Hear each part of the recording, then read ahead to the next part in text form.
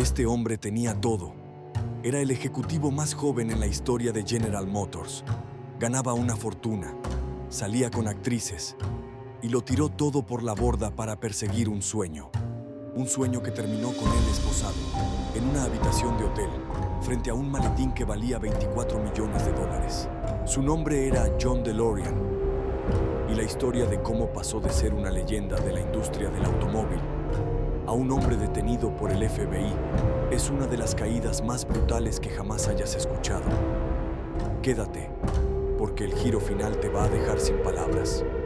Para entender la caída, primero hay que entender lo alto que llegó. En los años 60, John DeLorean no era un ejecutivo cualquiera.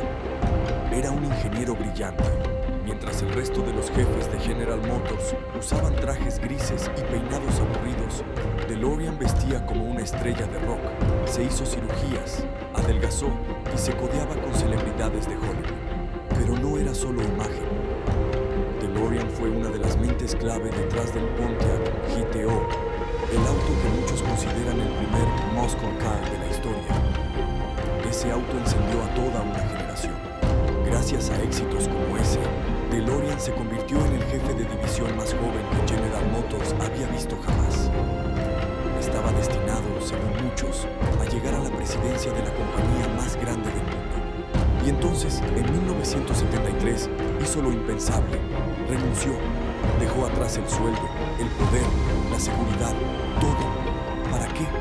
Para construir su propio auto. Un auto que llevaría su nombre. Pero lo que parecía el inicio de una leyenda era en realidad el primer paso hacia el abismo. DeLorean quería crear el auto deportivo ético perfecto, seguro, duradero, imposible de pasar de moda. Contrató al legendario diseñador italiano Giorgetto Giugiaro, la misma mente detrás de autos icónicos de Ferrari y Maserati. Y para la ingeniería, se alió nada menos que con Lotus y su fundador, Colin Chapman. El resultado fue el DMC-12, y era como nada que se hubiera visto antes. Carrocería de acero inoxidable, sin pintura. Sí, ese color plateado metálico era el metal desnudo. Y esas puertas que se abrían hacia arriba, como alas de gaviota. Era el auto del futuro. Parecía sacado de otro planeta. Pero para fabricarlo, DeLorean necesitaba algo que no tenía. Dinero. Muchísimo dinero. Y aquí es donde la historia se vuelve increíble.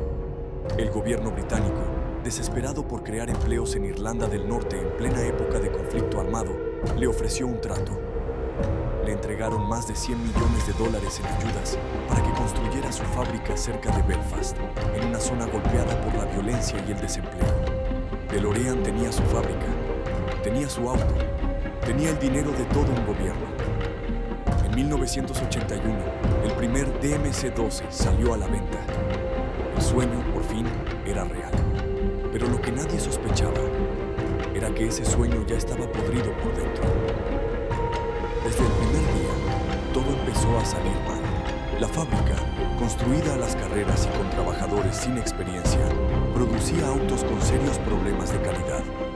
Puertas que no cerraban bien, fallas eléctricas, y el auto que prometía ser un deportivo espectacular era lento. Su motor V6 apenas rendía unos 130 caballos. Tardaba más de 8 segundos en alcanzar los 100 kilómetros por hora. Se veía como un cohete, pero corría como un auto común. Y para colmo, el precio era altísimo, unos $25,000 de la época. Justo cuando salió al mercado, Estados Unidos entró en una dura recesión.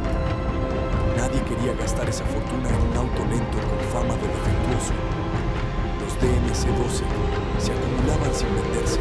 La compañía estaba quemando dinero a una velocidad aterradora. Para 1982, la empresa de DeLorean estaba al borde de la quiebra total. Necesitaba millones para sobrevivir, y los necesitaba ya. John DeLorean estaba desesperado. Había apostado su nombre, su fortuna y su legado en este auto, y estaba a punto de perderlo todo. Fue entonces cuando recibió una oferta que cambiaría su vida para siempre. Y aquí es donde esta historia deja de ser sobre autos y se convierte en una película de crimen. Octubre de 1982. un hotel cerca del aeropuerto de Los Ángeles. John DeLorean se reúne con unos hombres que le prometen una salida a todos sus problemas. Un negocio que le daría el dinero suficiente para salvar su empresa. Pero era un negocio ilegal. Sobre la mesa, un maletín con mercancía valorada en unos 24 millones de dólares. DeLorean levanta el maletín, sonríe frente a las cámaras ocultas y dice una frase que quedaría grabada para siempre: que aquello era mejor que el oro. Segundos después, la puerta se abre de golpe. Son agentes del FBI. Está bajo arresto. Todo había sido una trampa, una operación encubierta, y quedó grabada en video frente al mundo entero. La noticia estalló como una bomba. El genio del automóvil, la leyenda de General Motors, arrestado por el FBI en una operación encubierta. Su imperio se derrumbó de la noche a la mañana. La fábrica en Irlanda cerró. Miles de trabajadores quedaron en la calle. La DeLorean Motor Company estaba muerta. Y John DeLorean enfrentaba pasar el resto de su vida en prisión. Pero entonces llegó el giro que nadie esperaba. En el juicio de 1984, los abogados de DeLorean no negaron lo que se veía en el video. Hicieron algo más inteligente. Argumentaron que su cliente era inocente, porque el propio FBI lo había empujado a cometer el delito.